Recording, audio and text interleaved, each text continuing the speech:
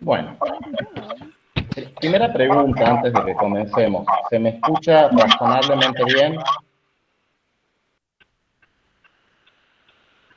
¿Sí? Bueno. Les pido a Ingrid, por favor, que se siga encargando del ingreso de gente, porque, bueno, vamos a comenzar ahora y ya no voy a poder hacerlo yo. Bueno. Por favor, silencio los micrófonos. Sí, les pido a todos, por favor, que silencien los micrófonos y apaguen sus cámaras, al menos de momento. Porque necesitamos que el flujo de información sea lo más óptimo posible. Vuelvo a pedirlo, por favor, si pueden apagar las cámaras, desactivar las cámaras y desconectar los micrófonos. Por lo menos en este momento, así trabajamos con la mayor calidad posible. Bueno, vamos a comenzar. Bienvenidas, bienvenidos, bienvenidas. Para mí es un placer y un honor muy grande poder coordinar esta actividad que realizamos desde el Grupo de Estudios de Filosofía Feminista del Lenguaje y el proyecto Lenguaje, Conocimiento y Mundo, Problemas y Perspectivas Contemporáneas de la UNT, la Universidad Nacional de Tucumán.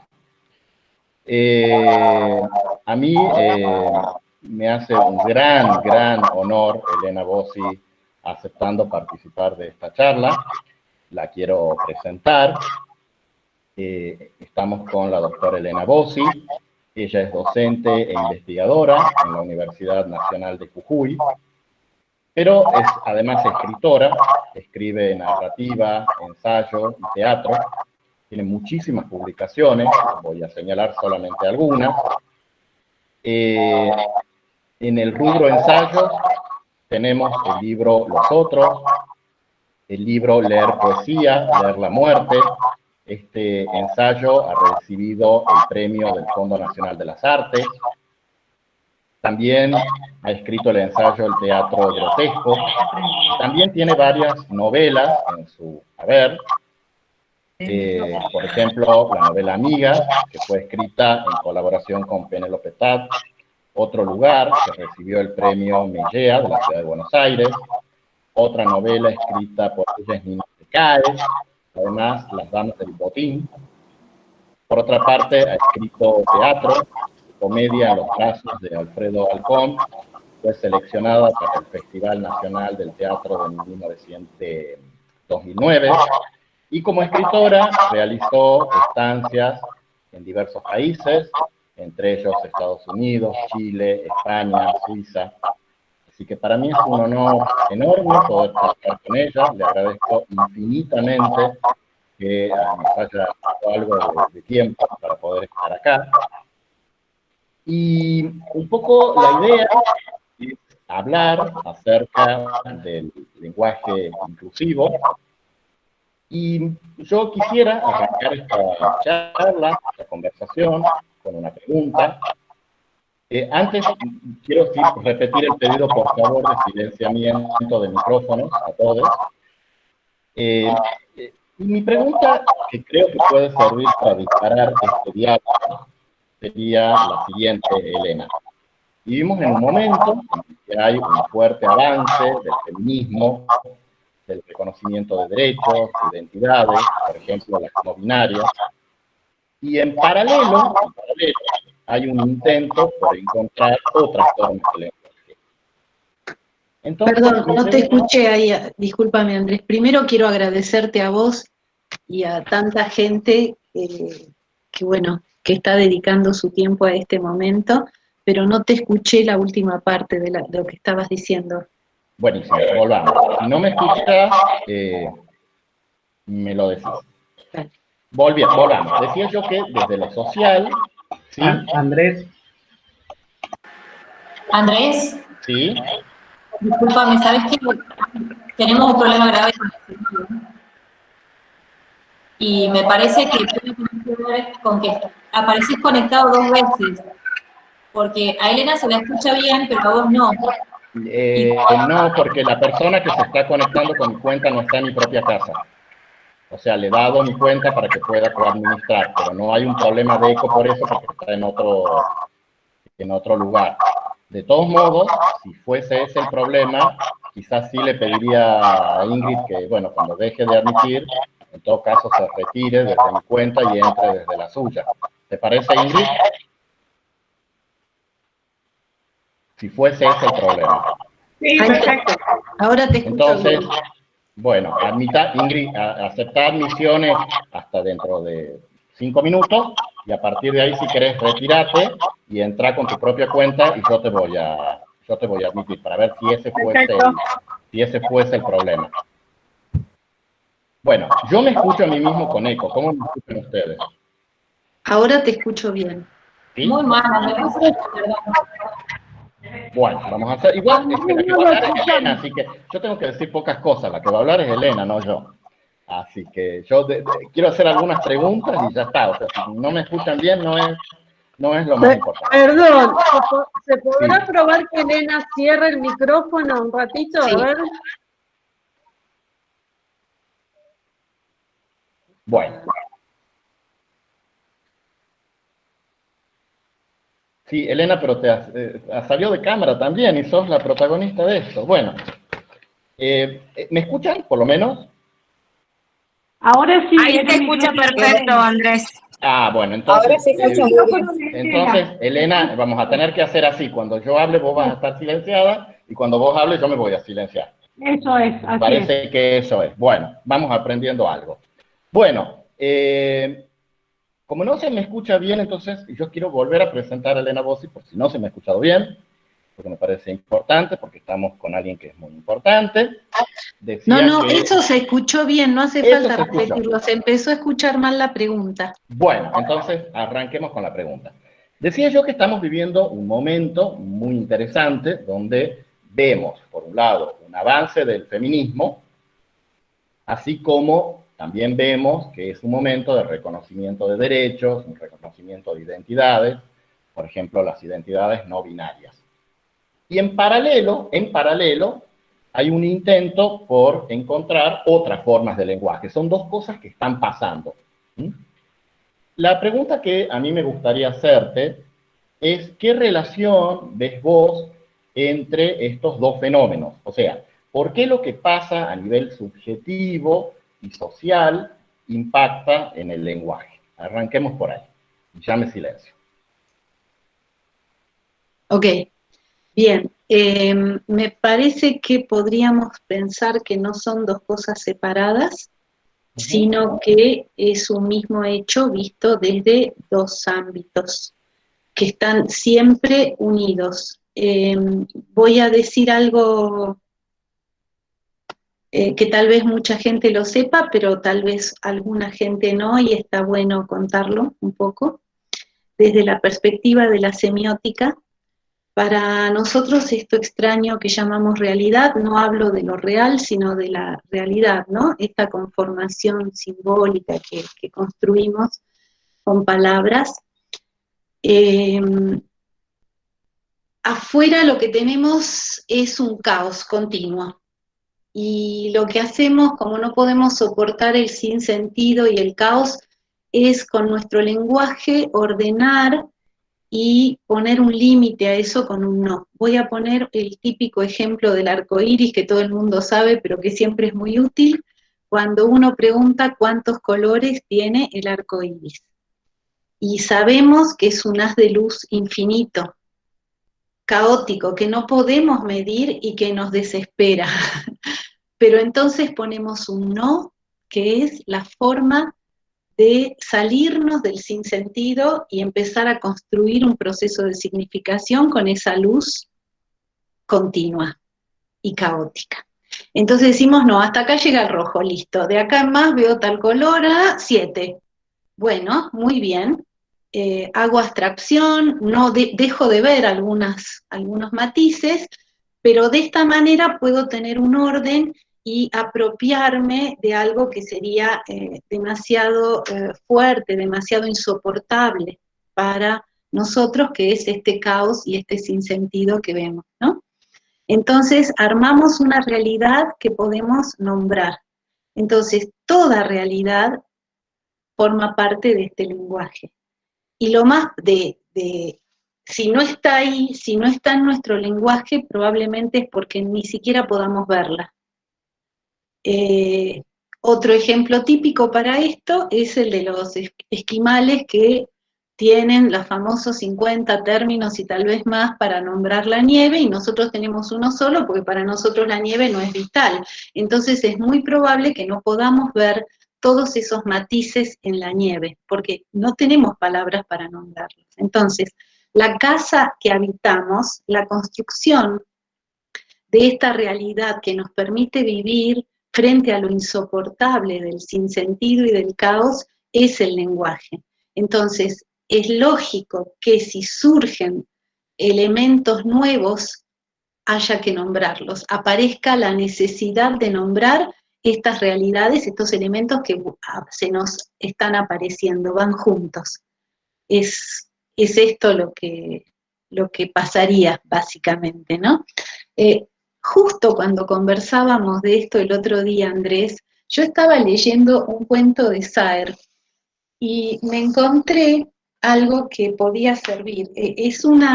Saer cuenta una suerte de mito, inventa una suerte de mito, en donde hay reinos luchando entre sí. Y entonces están los juglares que cuentan las historias. Y claro, estas historias tapan la realidad, tapan lo real, digamos. Es lo mismo que nos pasa hoy con los noticieros, ¿no? De aquello que nosotros no vemos, escuchamos una historia y esta historia genera esta realidad, esta ficción para nosotros. Y entonces estos reinos que se están peleando tienen tantos juglares que cuentan tantas cosas y tantas maravillas que prácticamente son inexpugnables, porque esta palabra no llega a ser derrotada.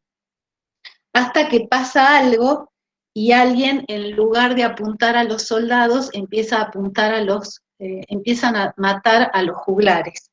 Y entonces dice Saer en este momento: es indiscutible que, después de una corta vacilación debida no a los escrúpulos, sino al escepticismo, las lanzas y las flechas cambiaron de dirección, atravesando los pechos bien reales de los juglares que, uno a uno, a medida que las puntas envenenadas los alcanzaban, se iban desplomando. Al mismo tiempo que los briots iban cayendo los atributos de los reyes. Los dos bandos modificaron su estrategia casi al mismo tiempo. Se evaporaban, se desvanecían, y sin nadie para nombrarlos, iban dejando a los sujetos otra vez en la desnudez del azar, de cara a la perdición, en el mismo barrial en el que chapaleaban los soldados, y entonces fue fácil alcanzarlos. A mí me parece que esta claridad con la cual, si vos matás el relato, entonces estás frente a la desnudez del azar, me parece toda una clase de semiótica. Si nosotros no tenemos para nombrar, si no tenemos el relato que nos sostiene y que nos estructura el caos de lo continuo, entonces estamos en manos del azar, chapaleando ahí en el barro como los soldados y muriendo. Entonces, a mí me parece que aquí está claramente esta idea de que si hay una revuelta en donde empezamos a sentir que nuestra casa no nos protege y no nos permite habitar, hay que arreglar las goteras, hay que arreglar el techo, y en nuestra casa es el lenguaje. Entonces es ahí en donde necesitamos que esto que es tan azaroso y es tan continuo y es tan inmenso, poder nombrarlo. Y ahí me parece que es en el lugar en donde estos dos elementos que vos veías separados están juntos. No pueden separarse. Elena, ¿qué le dirías a las personas que dicen lo siguiente? Es que en realidad no necesitamos lenguaje inclusivo porque el lenguaje, tal como está, ya nombra a las nuevas realidades. Eso lo dice mucha gente, o sea, no me hace falta usar el todes, por ejemplo, sino que el todos me alcanza porque el todos incluye varones, mujeres, identidades no binarias, etcétera, etcétera. Ese es un argumento muy común, ¿no? O sea, en realidad no necesitamos el lenguaje porque el lenguaje como está, ya está bien y ya nombra todo lo que tenía que nombrar. ¿Qué dirías vos sobre eso? Bueno, siempre que se trata de sacudir dogmas y que se trata de romper estándares, evidentemente hay una resistencia. No es fácil esto, ¿no? El ataque más fuerte siempre es el del lenguaje, la estructura, es esta frase, ¿no? De Dios ha muerto, pero nos queda la gramática. Digo, no hay punto más duro de heredar la voz del Padre que la gramática. A tal punto que yo ni siquiera me puedo equivocar fuera del sistema, ¿no?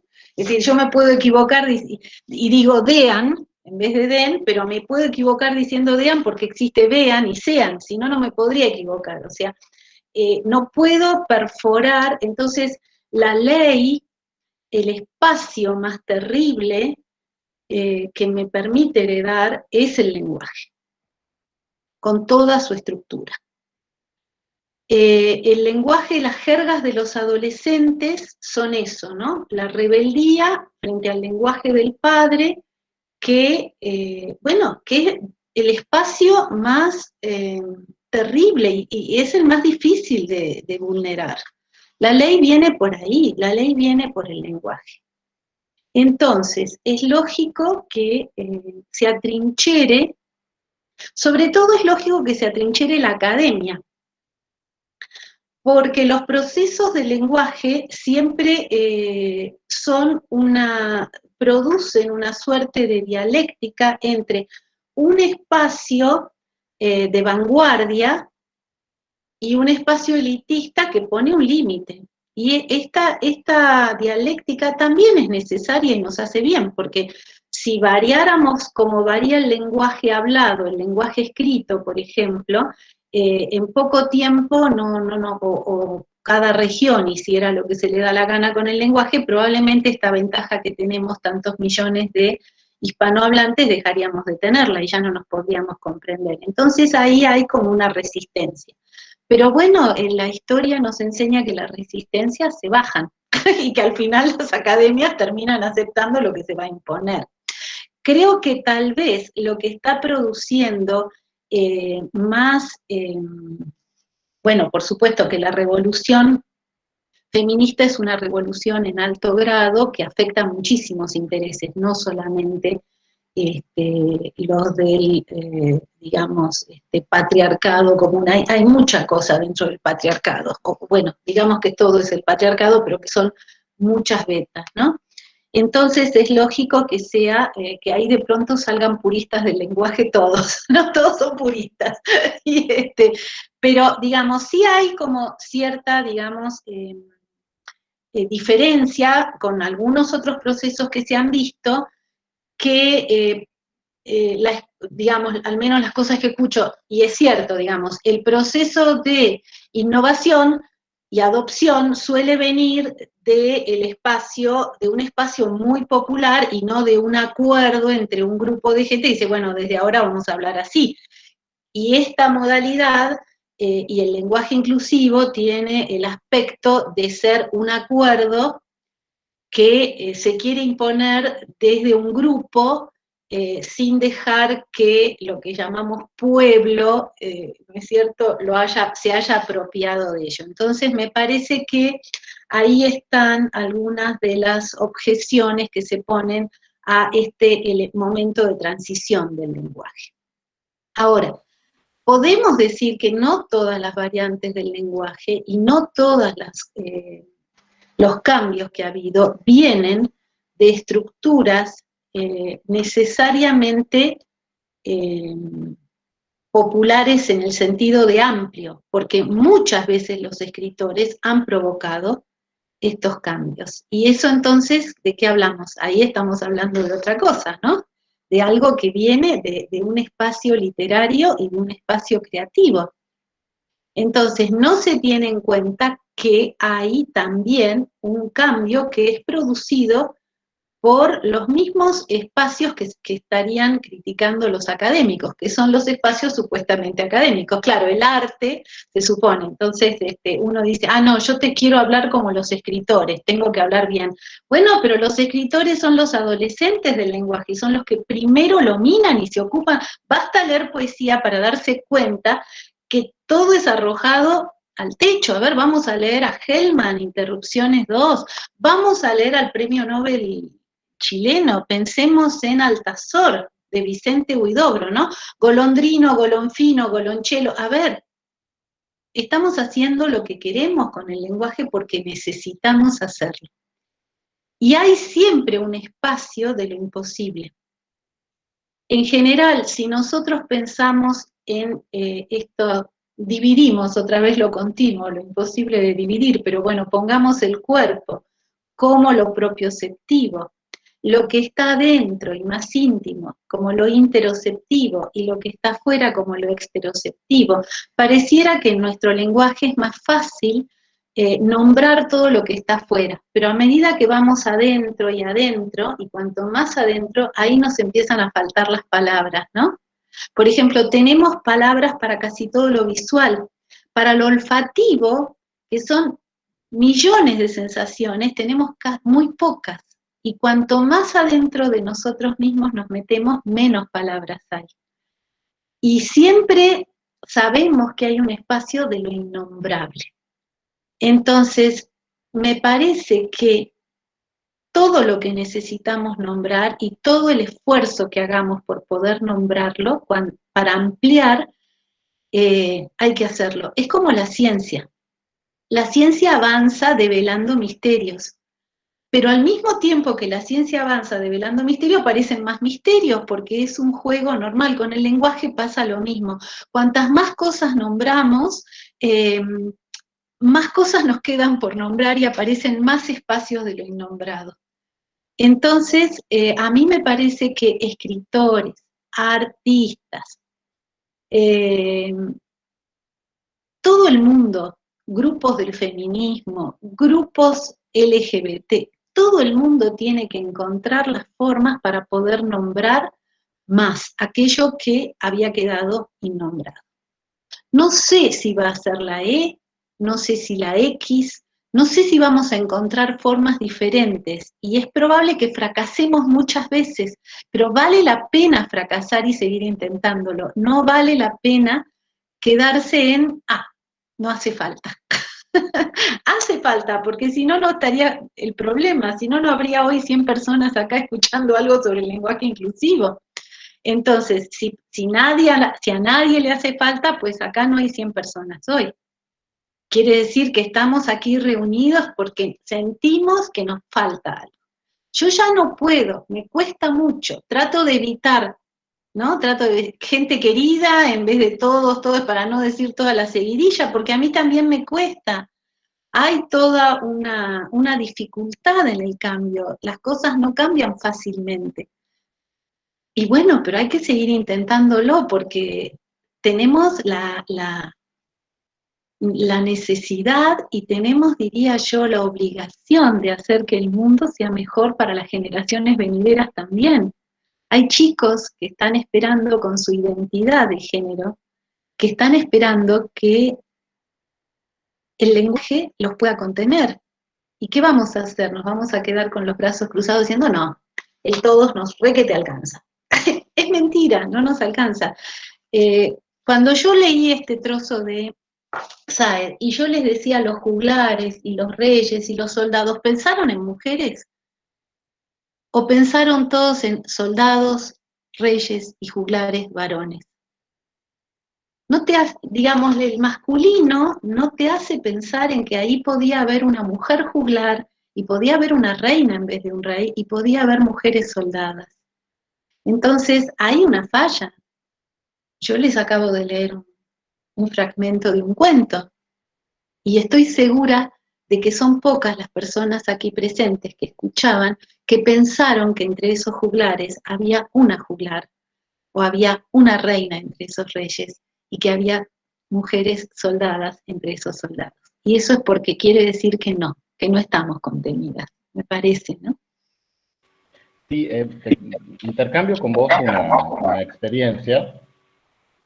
Alguna vez, un poco siguiendo estas intuiciones, llegué a un curso donde ejercía como profesor y escribí en el pizarrón: los trabajadores llegaron temprano.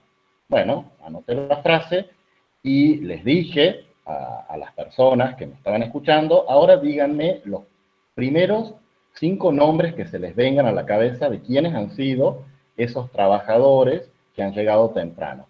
Y en un curso en el que había 60 personas, todas las personas, que además eran mayormente mujeres, daban nombres de varones: Juan, Pedro, José, María. O sea, cuando decimos los, por más que teóricamente pretendemos incluir a todo el mundo, la gente piensa en varones. Hay mucha información, digamos, desde la psicolingüística que avala esto, o sea, que la asociación inmediata es con varones. O sea, pareciera que el los no está nombrando tanto a las mujeres o a identidades no binarias como teóricamente se pretende.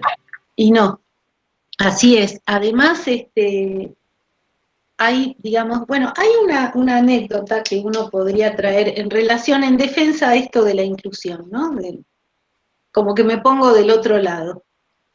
Borges habla de un caso que a mí me parece que nos sirve para reflexionar.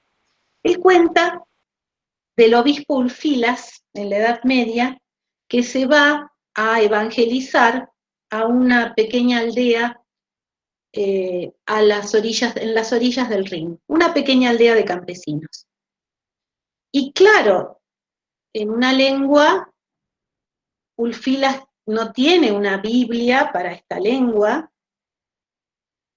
y decide que va a traducir la Biblia para esta aldea de campesinos. Cuando comienza a traducir la Biblia, se encuentra con que tiene que decir Dios creó el universo, y que en el lenguaje de esta aldea campesina la palabra universo no existe, no la nombraban porque no la tenían. Es esto que decíamos recién: si uno no la nombra, es una realidad que no tiene, ¿no? Entonces Ulfilas traduce, en vez de universo, traduce casa grande, que es lo que a él se le ocurre que podía traducir la idea de universo. Entonces Borges hace una reflexión y dice, bueno, en ese momento la palabra universo del latín se le achica a Ulfilas, se comprime. En cambio, la palabra casa grande de la lengua de la aldea explota de significación y se ensancha, ¿no? Entonces uno podría decir, bueno, ahora que sabemos que hay que pensar ese todos desde una perspectiva inclusiva, podríamos pensar en ensancharlo, pero eso lleva un trabajo. Eso lleva un trabajo. Entonces, sea por un lado o sea por el otro, el lenguaje requiere de una reconstrucción. No es tan simple, no es que nos podemos quedar con ese todos así como está. Para hacer un trabajo de ensanchamiento, y bueno, va a haber que hacer también muchas excavaciones arqueológicas y lingüísticas. Entonces tampoco creo que, bueno, puede ser que la solución se encuentre por ahí, pero no es dejando los términos como están, en todo caso, es haciendo lo que hizo Ulfilas con la palabra universo, ¿no? Con la palabra casa grande. O sea, ahí hay que trabajar ese masculino desde otro lugar. Si no, no sirve tampoco, ¿no? Suponiendo que pudiera en algún momento el masculino llegar a contener.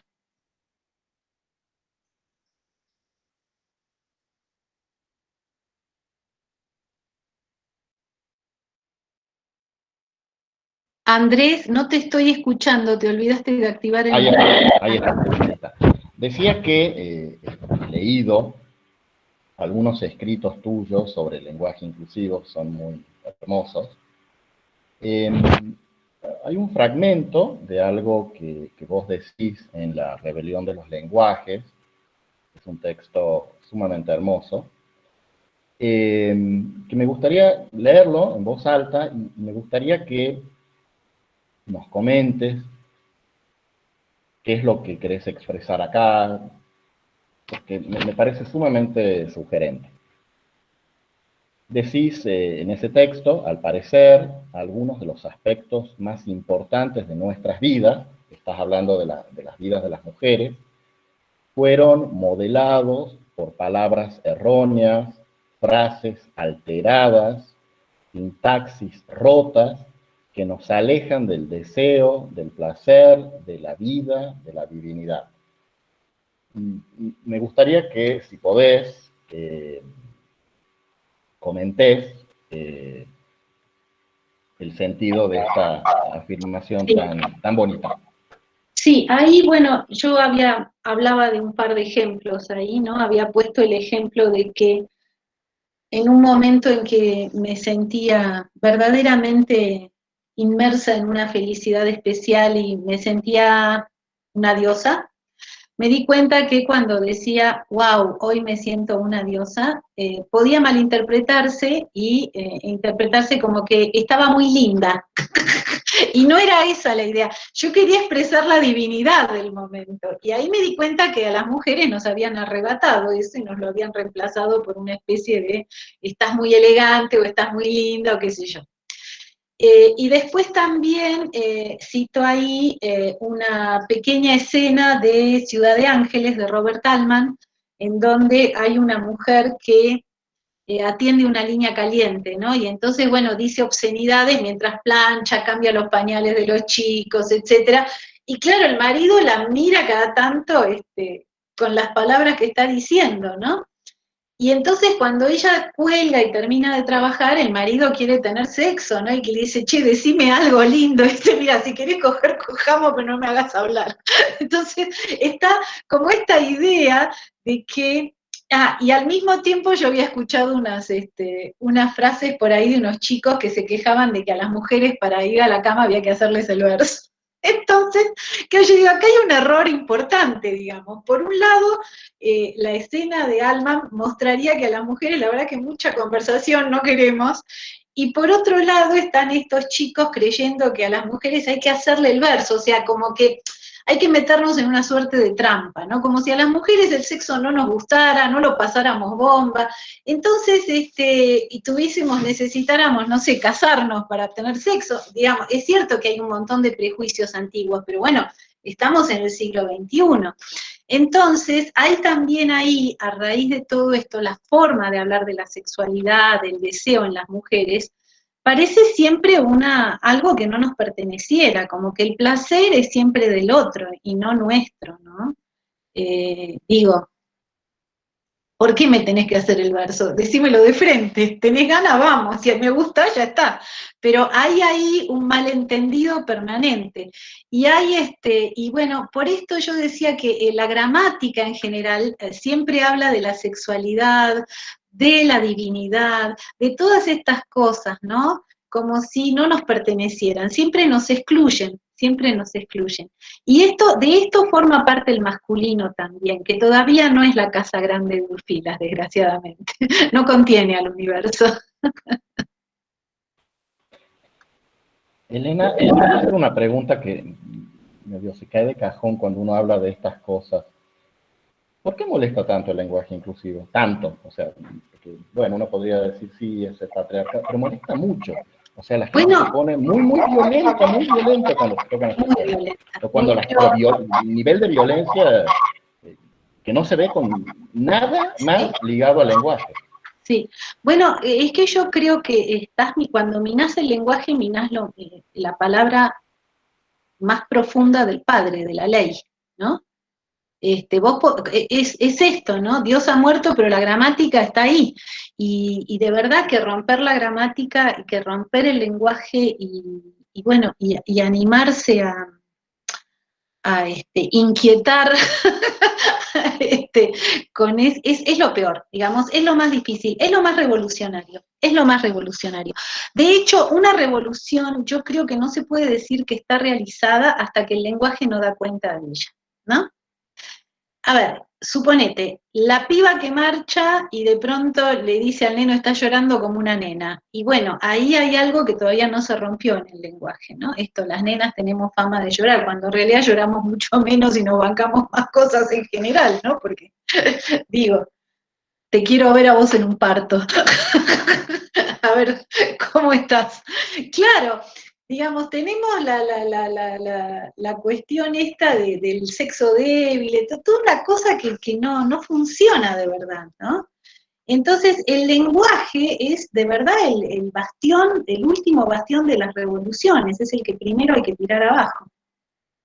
Desgraciadamente viene después, o sea, es el último, porque, por ejemplo, mirá, tenemos ejemplos, ¿no?, de lo que ha pasado con el lenguaje, en relación a otras inclusiones, otras batallas que hubo que dar, que no tuvieron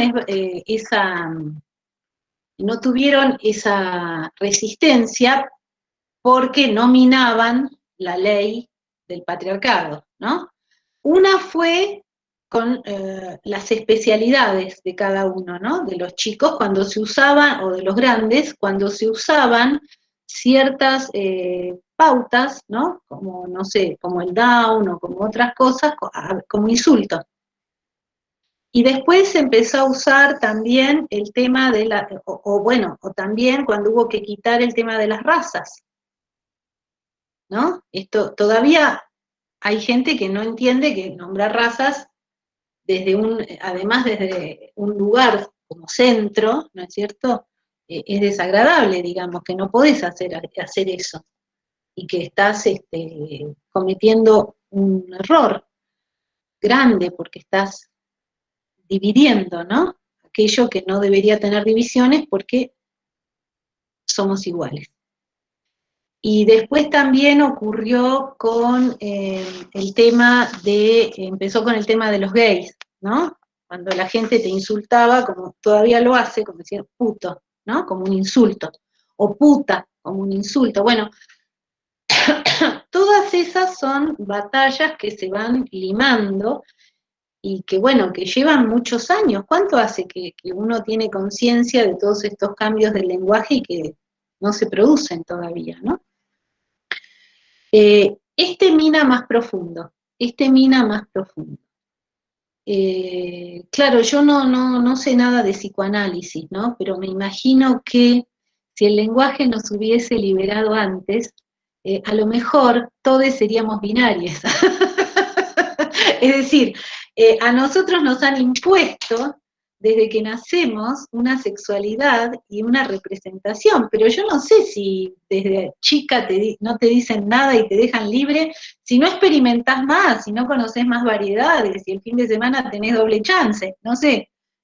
Me parece que podría ser un mundo muchísimo más divertido, pero esto es el lenguaje lo que nos va modelando. Entonces, si el lenguaje a mí me tiene prisionera y encadenada en ciertos parámetros, ¿cómo no va a tener resistencia un deseo y un pedido de que el lenguaje no me ate? No es que tengo miedo que se desate el vendaval, es un miedo interior, el monstruo lo tenemos cada uno adentro. Entonces, imagínate ese patriarca que de pronto dice, ¿y si yo fuera binario? Es terrible, le estás dando libertad. A mí me parece que es lógico que haya una resistencia muy grande porque te están dando libertad de ser muchas cosas y de que cuando uno nace pueda hacer muchas cosas, y eso sería fantástico para la libertad, ¿no? Sería otra vida. Pero entonces, ¿quién me ata si no me ata el lenguaje más? ¿Hay otra manera de que me aten? ¿Por dónde viene el mandato?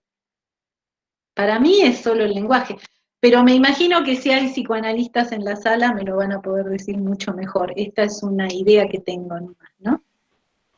no Una pregunta, quisiera. Elena, que te quiero hacer yo como Sí. escritora.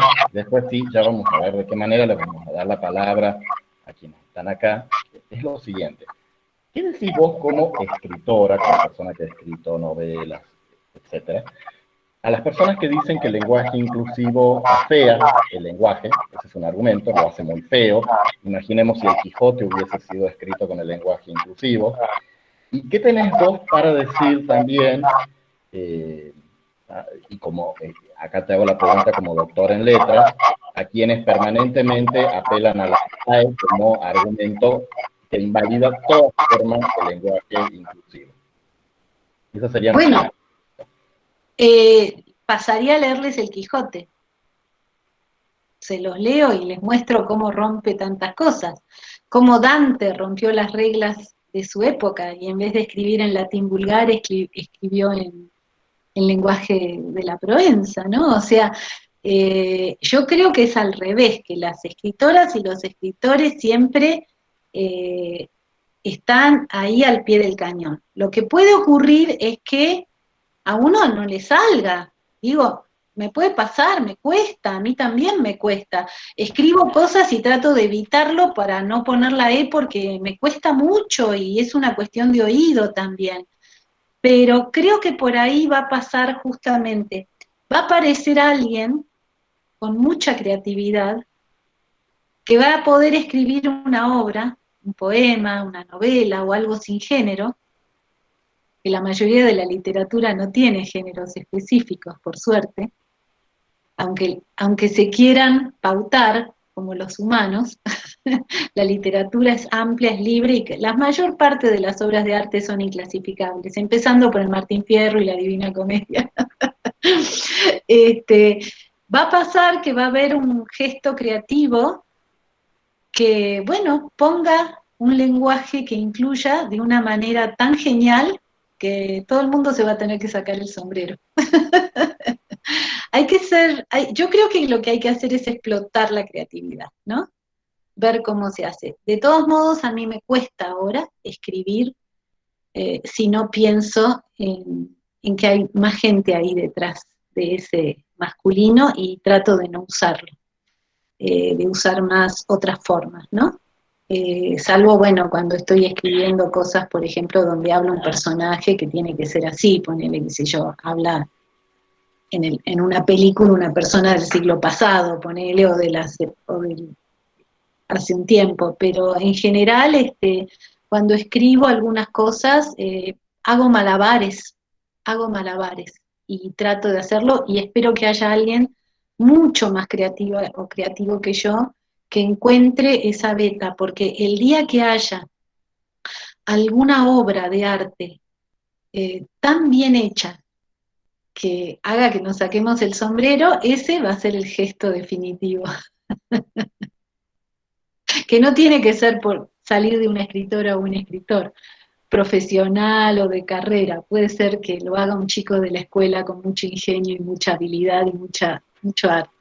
El arte está en todas partes. ¿Y qué hacemos con la RAE, Elena, con el famoso argumento de la RAE, que la RAE dice no, no, no? Bueno, yo no me preocuparía en absoluto por la RAE, evidentemente nunca nos hemos preocupado por la RAE, porque si no en Tucumán ustedes no estarían comiendo sándwiches de milanesa, ¿no? La RAE va a incorporar sándwiches cuando lo digamos todos, y la RAE no se va a hacer ningún problema.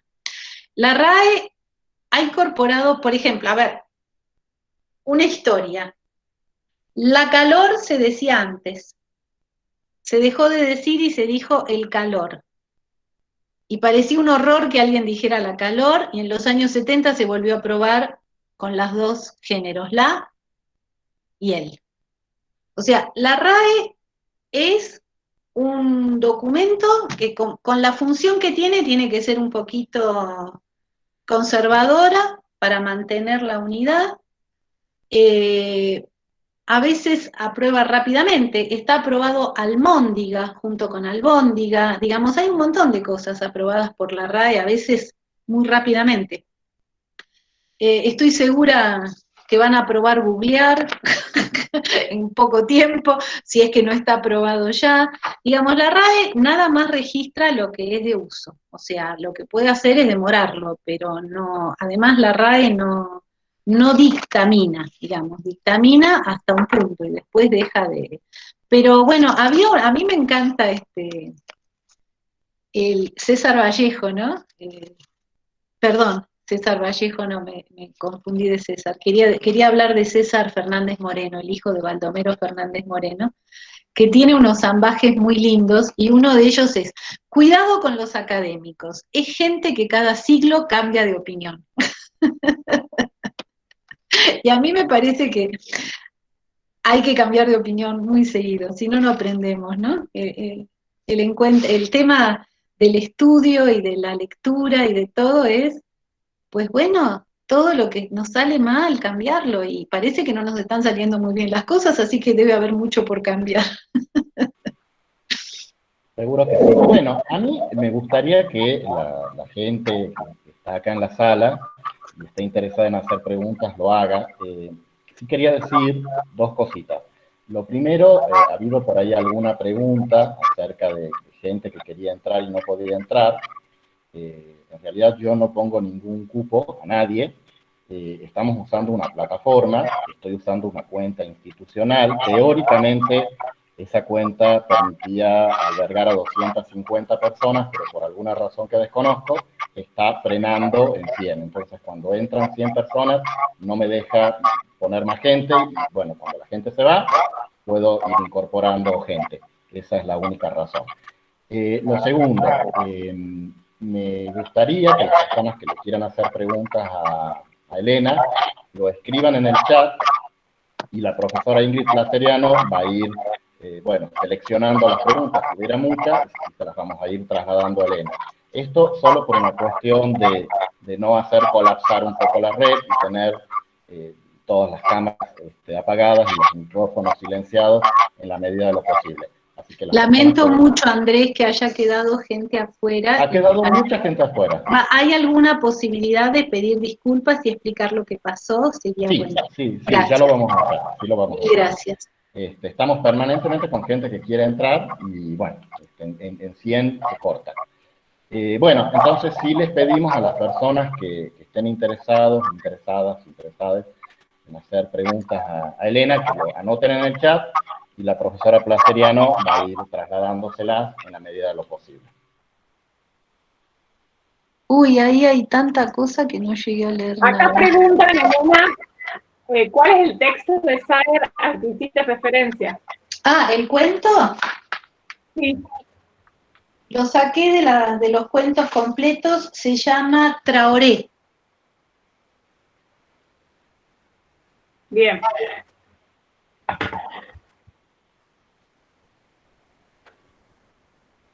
Exacto, el transfeminismo. Bueno, ahora está también, a ver si me esperan un segundo, traigo el libro, así se los muestro. Camila Sosa Villada, la escritora trans de Córdoba.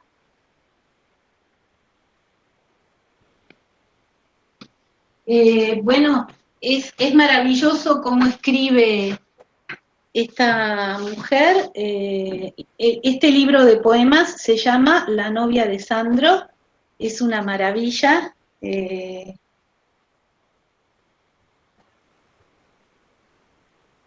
Tiene una poesía muy fuerte, muy dolorosa, pero ella se inscribe como mujer, ¿no? Y ella habla en femenino, claramente.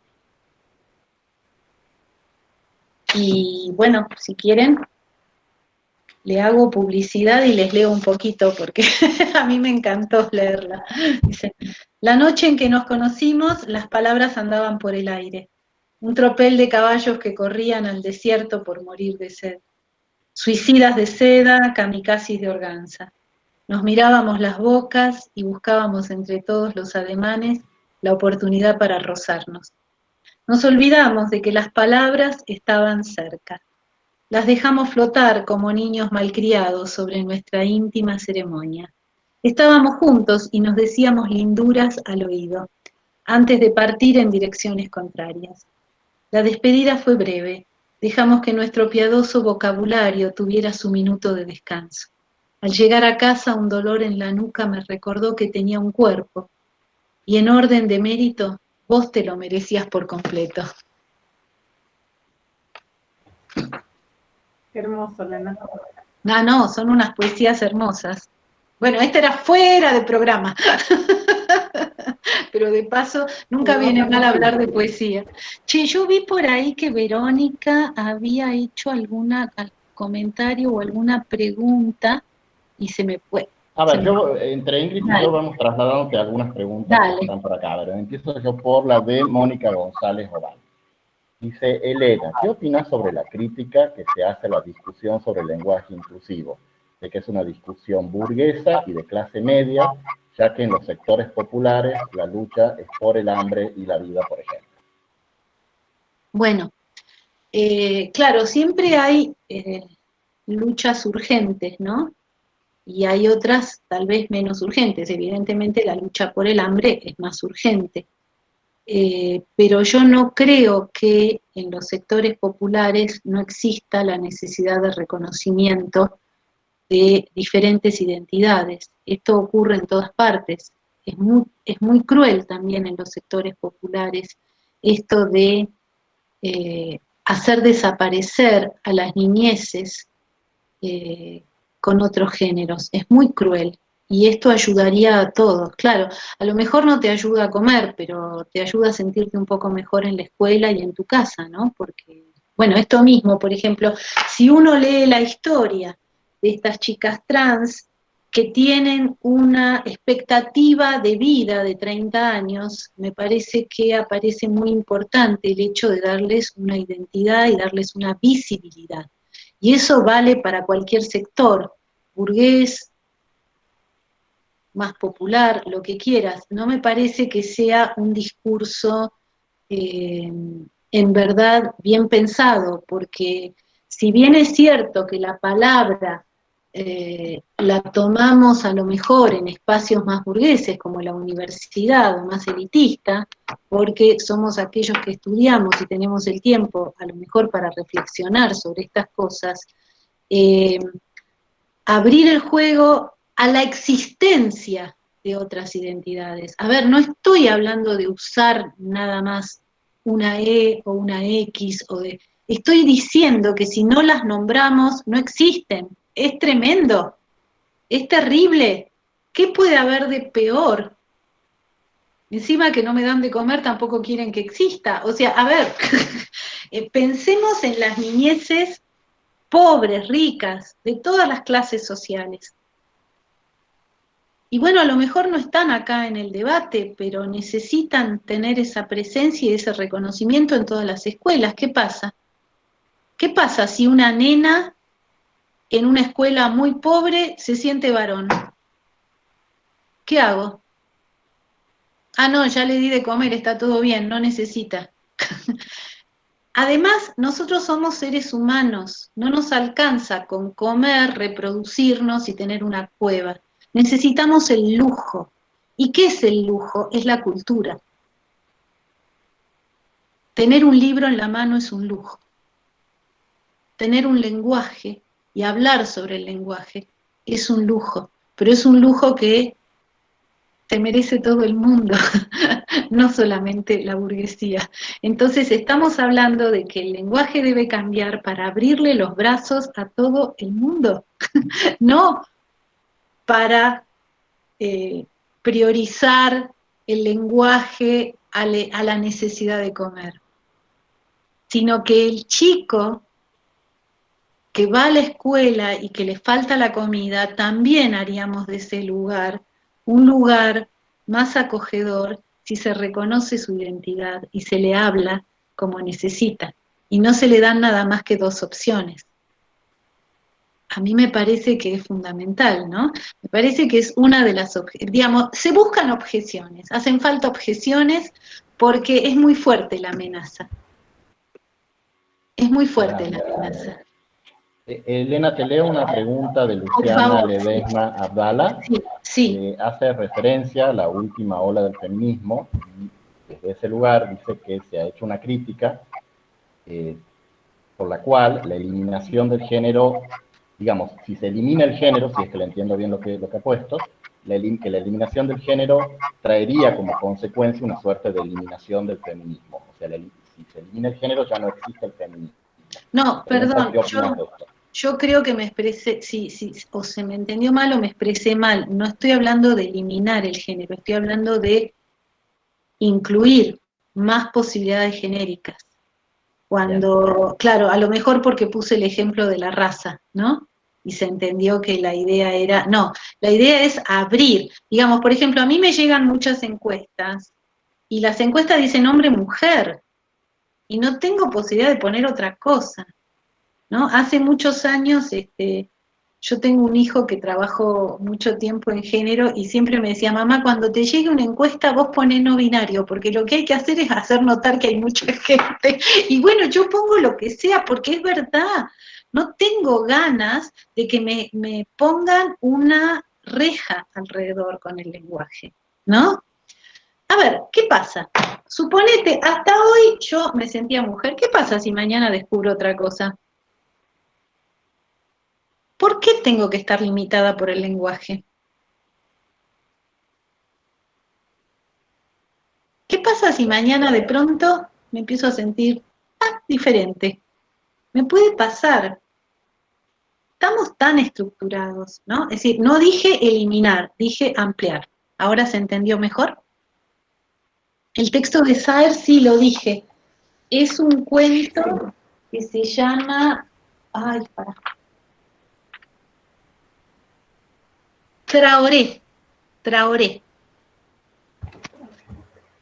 Acá Elena pregunta, Bruno Bazán, lo siguiente. ¿Es posible, preferible, proponer vivir con códigos de lenguaje menos rígidos sobre las identidades, pensar en lenguajes más dinámicos y susceptibles de ser modificados en los tractos de habla comunitario, sin tener que llegar a establecer la X, la E o un guión en ninguna enciclopedia? Personalmente creo que el lenguaje inclusivo tiene su potencial en no ser hegemónico, legitimado por lo institucional. Bueno, sí, claramente es lo que estábamos diciendo, ¿no? Que podría haber una inclusión. Cuando puse el ejemplo de Ulfilas con la Casa Grande, me refería a eso, ¿no? Que era una forma, pero que había un trabajo por hacer igual, digamos, que no nos podíamos quedar con el masculino solo, que para llegar de Casa Grande a Universo hay que hacer un trabajo grande. Y entonces es posible. En cuanto a la economía lingüística, sí y no, porque la economía lingüística tiene algunas características. Es verdad que siempre nosotros buscamos la economía en relación, pero la economía se busca en relación a nuestra comodidad articulatoria. Entonces, claro, no sé si la E o lo que fuere, ¿no? Pero dependiendo de la comodidad articulatoria, a veces hay cambios que parece que son más difíciles, que, digamos, no siempre lo más fácil y lo más simple es lo más cómodo, ¿no? Es verdad lo de la economía y el lenguaje funciona por economía, pero no siempre lo económico es lo que nos resulta económico a todas las comunidades. Eso también hay que tenerlo en cuenta. Es verdad que la lengua, bueno, decir almóndiga puede ser más fácil que decir albóndiga para ciertos grupos, pero pronunciar ciertos tipos de eses puede ser incómodo en ciertas comunidades y en otras puede ser incómodo pronunciar exactamente la otra S, ¿no? Por ejemplo, me imagino la S sibilante del italiano cuando dice rosa, que le parece de lo más cómodo, y para nosotros sería bastante difícil decir rosa en vez de rosa, ¿no? Digamos, la comodidad articulatoria es relativa a cada comunidad. No tenemos todos el mismo sistema por el sustrato, por el mismo sustrato. Acá hay una pregunta de Elena Damiani, que te leo. Dice, entiendo a menudo que el lenguaje inclusivo invisibiliza a las mujeres, así como lo hace el masculino general. Me gustaría saber. ¿Inciviliza? No entiendo. Invisibiliza. Es decir, ¿invisibiliza? Invisibiliza. O sea que al decir todes, en vez de todas, es lo que yo entiendo, estás invisibilizando a las mujeres. Yo, por ejemplo, digo algo que he recordado cuando he leído esta pregunta. El año pasado di una charla acá en Tucumán, Graciela Morgade, y ella decía todas, todos y todes.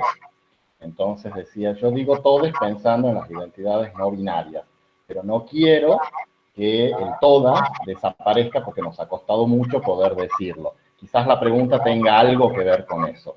Sí, bueno, yo ahí no sé contestar, porque de verdad que yo no sé cuál va a ser la solución, digamos. Sí sé que tiene que haber un cambio en el lenguaje para incluir, pero no sé por dónde va a venir ese cambio. No sé si se va a producir el universo a partir de Casa Grande, a partir del masculino, no sé si va a aparecer la E, no sé si se va a poner la A para toda la generalidad, no sé si se va a... No lo sé, digamos. Yo lo que estoy viendo es que estamos intentando cambiar el lenguaje porque nos estamos sintiendo todos mal ahí. Y por ahora lo que veo, digamos, para que haya un cambio lingüístico general en una comunidad de hablantes, tiene que haber una innovación y a partir de ahí una adopción. Digamos, no alcanza con la innovación individual, una sola persona no lo logra. Y acá hay varias, con distintas propuestas. Entonces, no sé cuál va a ser la solución. Sé que va a cambiar, y no sé en cuánto tiempo tampoco. Y creo que el cambio va a ir produciéndose lentamente a menos que haya un acto creativo, artístico, que de pronto imponga una solución. Y no sé cuál va a ser el proceso, no necesitaría tener una bola de cristal, y tampoco estoy haciendo una propuesta. Estoy hablando a favor de la inclusión en el lenguaje, estoy hablando a favor de las revoluciones del lenguaje, pero no estoy dando la solución. No sé cuál va a ser, no sé qué va a pasar, pero estoy fascinada viendo, y si se me ocurre algo muy lindo, lo voy a intentar. Acá hay otra pregunta, una de Mónica González Obey, que dice, ¿qué pensás sobre la idea de usar la denominación lenguaje no binario en vez de lenguaje inclusivo, entendiendo que la idea de inclusión contiene de alguna manera la exclusión? Bien. Bueno, estoy exactamente en una posición de ignorancia como vos.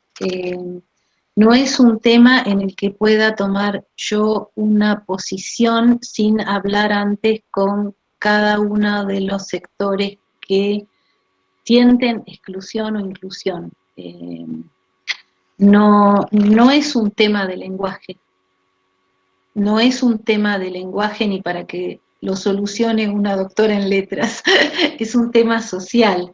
Y esta discusión es más amplia y tiene que tener un debate con todos los grupos que se sienten incluidos o no incluidos, me parece, ¿no? Bueno, esta es la dificultad que yo veo en el mismo cambio, que no están claras todavía las cosas de cuál va a ser el espacio y cómo lo vamos a hacer, ¿no? Porque existen todavía muchas imputaciones a la E, otras imputaciones a la A, otras imputaciones a la X, entonces no es un tema para que alguien desde la individualidad, desde un espacio individual diga, no, la solución es esta, a mí me parece que hay que hacer esto. Y no lo sé, sí sé y puedo proponer desde una base del espacio semiótico que va a cambiar y que lo tenemos que hacer cambiar. Pero no te puedo decir cómo, ni qué nombre ponerle a ese cambio, a esa evolución. No, me declaro insuficiente para una cosa así, porque no es una respuesta que tiene que dar la academia, ni la escritura, ¿no? Es algo que tiene que surgir de la autenticidad del discurso. No puede Bien, ser. acá hay varios comentarios, perdona, y una pregunta más de Lucía Solasi, que pregunta, como mujeres, ¿qué podemos hacer para habitar y sentirnos más cómodas en esta casa que es el lenguaje? Nombrar nuestras experiencias, llenar de sentidos nuevas palabras ya existentes como diosa, diosa, de sentidos nuevos, palabras ya existentes como diosa, disputar esos sentidos? Sí, sí, a mí me parece que sí. Bueno, yo estuve haciendo algo que me resultó auténtico, y entonces después lo hice, primero lo hice inconscientemente y después lo hice conscientemente. Ocurre que casi todas las profesionales que me rodean y a las cuales yo acudo para las distintas profesiones que necesito, son casi todas mujeres. Tengo una dentista mujer, una médica clínica mujer, la especialista es mujer, mi contadora es mujer. Entonces, cuando yo hablo y le pregunto a la gente que está alrededor, bueno, me pasó esto, tuve una baja depresión, y entonces le pregunto, ¿fuiste a la doctora? Y claro, y alguna vez me pasó que alguien me dijera, no, yo tengo un médico. Bueno, no importa, le digo, fuiste, pero esta pequeña cosa, y que parece una estupidez, resultó ser en algún punto revolucionaria sin que yo me diera cuenta. Porque cuando uno habla del médico, en general uno dice, bueno, el abogado, el doctor, esto, pero como yo empecé a nombrar por femenino, alguien alguna vez reaccionó y me dijo, no, yo tengo un médico. Bueno, está bien.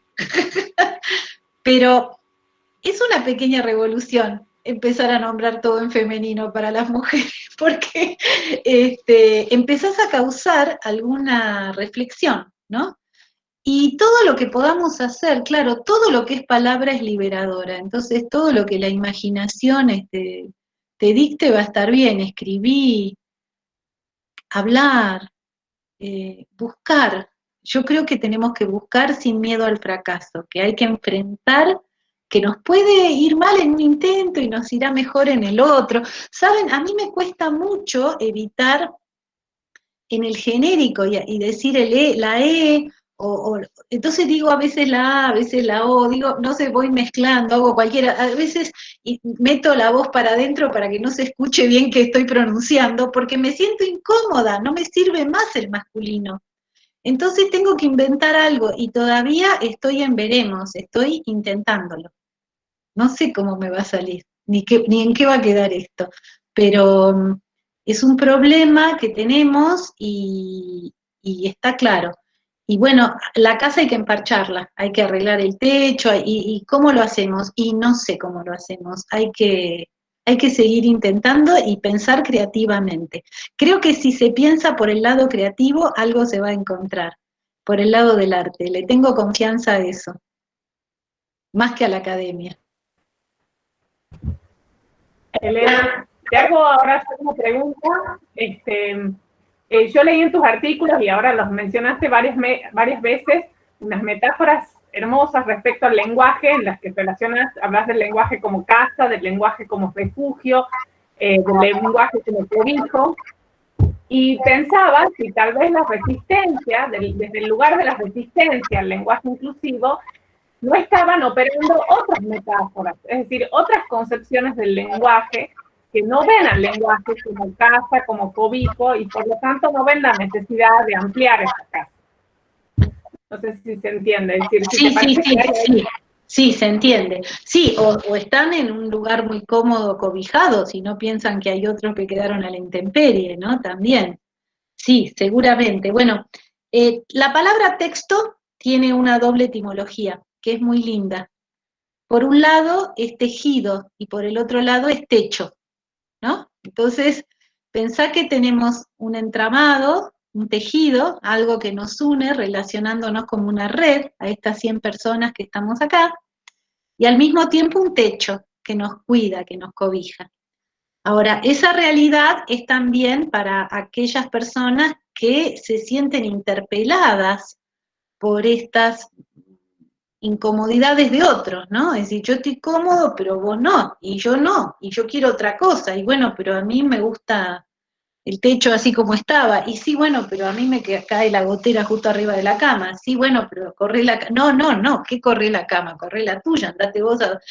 Entonces, no sé si cambian las metáforas, tal vez las metáforas sean las mismas, porque seguimos siendo tejido y techo, seguimos siendo cobijo y seguimos siendo habitación, pero no todo el mundo está dispuesto a compartir la casa de la misma manera, ¿no? Entonces, probablemente, o bueno, hay dolores, hay gente que no puede enfrentar ciertas cosas y que no sabemos que siempre nos espejamos en el otro, ¿no? Y que cuando el otro es alguien que nos pone mal, es porque estamos todavía más cerca del espejo, ¿no? Los monstruos son eso, ¿no? Los monstruos son eso, son esa cosa que yo veo en el otro cuando le tengo miedo a eso que puede surgir de mis interiores, ¿no? Ese hombre lobo o esa alma mula que tengo adentro y que en cualquier momento puede liberarse y no la quiero liberar. Entonces, ahí me parece que tal vez la metáfora sea la misma, pero sean diferentes las maneras de vernos frente al otro, ¿no? Y creo que en general lo que más sacude es el miedo. Yo vería como que Bien. hay miedo, sí, mucho miedo. Acá, gracias, Elena. Acá pregunta Florencia Sacone, ¿observas un sesgo político partidario en el rechazo al lenguaje inclusivo? Me parece que por lo que yo veo viene de todos lados, o sea, no hay un sesgo político. Por supuesto, las políticas más conservadoras y más de derecha son más contrarias a todo cambio, no solo, y con mayor razón a un cambio en el lenguaje. Pero me parece que el feminismo ha logrado atravesar las paredes duras incluso de los partidos más conservadores de la Argentina. Creo que hay feministas por todos lados, ¿no? Más escondidas, menos escondidas, que se hacen ver más o menos. De todos modos, sí, digamos, una corriente más de derechas puede evidentemente poner más frenos y más objeciones conservadoras a los cambios, ya sea del lenguaje o de cualquier otro tipo de cambio. Pero también a veces hay izquierdas que también protestaron contra el lenguaje, digamos. En este punto no lo sé. Uno tendería a pensar que las izquierdas son más de avanzada y que ven mejor el cambio y las revoluciones en el lenguaje, y las revoluciones en general, pero no necesariamente es así a la hora del individuo, ¿no? Hay un momento en que la gente se mira a sí misma y bueno, cuando te enfrentas a vos mismo ya ahí el grupo de la patota cambia. Y uno solo puede tener más miedo o menos miedo. Y me parece que esta es una revolución muy profunda. El lenguaje es una revolución que va más allá de los partidos políticos. Por supuesto, los partidos políticos pueden estar muy sensibles a estos cambios.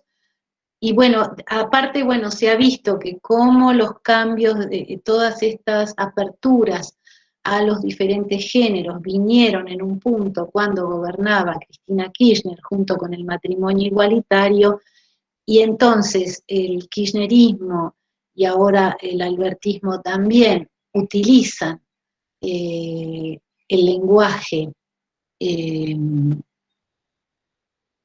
abierto, inclusivo o binario o no binario de una manera más confortable, porque está en consecuencia con las leyes a las que ellos dieron paso. Sin embargo, el otro día, después de todos los femicidios, cuando le salieron a la calle 10.000 mujeres en plena pandemia al gobernador de la provincia en la que vivo, en Jujuy, lo escuché por primera vez hablar de todos y todas, ¿no? Porque antes él no incluía tampoco el todas, ¿no? Y me empecé a dar cuenta que, bueno, las cosas estaban atravesando los partidos de otra manera, ¿no? Que la fuerza del feminismo, y bueno, golpea las puertas de todas las casas de gobierno en todas las provincias hoy en día. Elena, bueno, una pregunta que deseo hacer yo. Hay mucha gente que dice que lo interesante del lenguaje inclusivo es su carácter disruptivo. Y desde ese lugar justamente expresa que no es conveniente la institucionalización del lenguaje inclusivo. ¿Qué opinas vos sobre esto? Bueno, la institucionalización del lenguaje inclusivo no es algo que podamos controlar, lo mismo que no es algo que podamos controlar que termine ofreciéndonos el techo que necesitamos, el cobijo que necesitamos o no, ¿no? Es decir, siempre creo que en el lenguaje es mejor ser impertinentes que no serlo, que ser obedientes. En el lenguaje y en casi todo. Me parece que la impertinencia está siempre mejor, pero bueno, la institución también puede aceptar alguna impertinencia de vez en cuando, no viene mal. No, yo no creo que el feminismo sea un movimiento tan pobre que una institucionalización vaya a ponerlo en vereda o a ponerle límites. No, el lenguaje siempre es rebelde y el feminismo me parece que también.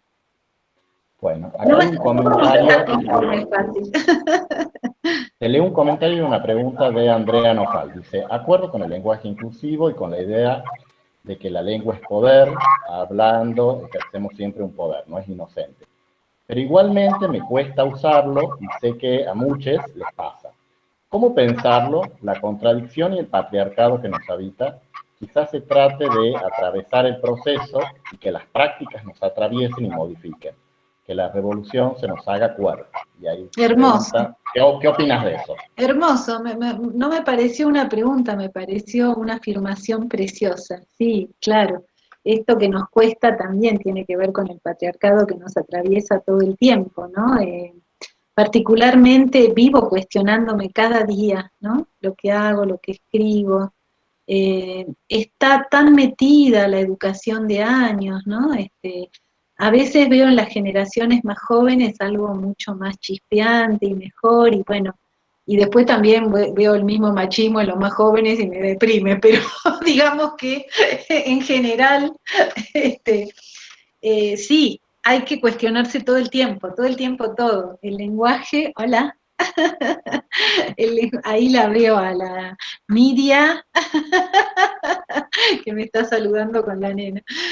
Sí, a mí me parece que es un cuestionamiento permanente, ¿no? Que nunca vamos a tener la palabra justa, la palabra precisa, eso no lo vamos a tener, no vamos a tener la solución así nomás, es una cosa. Pero eso no quiere decir que no tengamos que seguir intentándolo. Es lo único que, y es lo que, digamos, las revoluciones son así, y vivimos en revolución, vivimos, las mujeres vivimos, y todos los géneros que no son el hombre típico, ¿no? Del machismo, todos tenemos problemas, porque todos tenemos que vernoslas con esas cosas, ¿no? Con el no decir, ayúdame a lavar los platos, no sé, desde las cosas más mínimas hasta las más importantes. Pero no conozco otro camino que no sea el de seguir probando. Y no conozco otro camino que no sea el de seguir cuestionándonos. Digo, capaz que acá había 100 personas porque pensaban que yo les iba a dar la solución, y esto es una decepción muy terrible, porque de verdad que no la tengo. Solamente tengo en la cabeza la idea de que hay que seguir probando y equivocándonos. Muchas gracias. Bueno, muchísimas gracias, Elena. Ya creo que con esto hemos respondido, por lo menos la intención ha sido esa, a las preguntas de la gente que ha participado hoy en esta reunión. Así que vamos a ir cerrando. En primer lugar, yo le quiero agradecer enormemente a Elena por su aporte, por pensar, por ayudarnos a reflexionar sobre este tema que evidentemente motiva tanto. Mi agradecimiento es infinito. Pedir disculpas a quienes no han podido entrar, excedió mi voluntad, la plataforma me ha puesto un límite, y decirles que estoy grabando esto, así que, bueno, lo voy a subir. Cuando se ha creado el evento en Facebook, aparece mi mail, me pueden escribir ahí y yo les voy a decir oportunamente a dónde voy a subir esta charla. Y lo que sí me gustaría es que ahora, bueno, si conecten sus micrófonos, así le podemos dar un aplauso muy, muy agradecido a Elena por todo esto. No, gracias a ustedes, para mí ha sido un placer. Lamento no haber tenido la solución. Muchas gracias a ustedes. Muchas gracias. Gracias, Elena. Gracias, Elena. Gracias a ustedes, ha sido un día enorme. Ahora voy a leer un poquito todo lo que me dicen. Quédate ahí porque te están dando las gracias mucho. Ah, muchas gracias. Sí, yo voy a leer, a ver. Acá.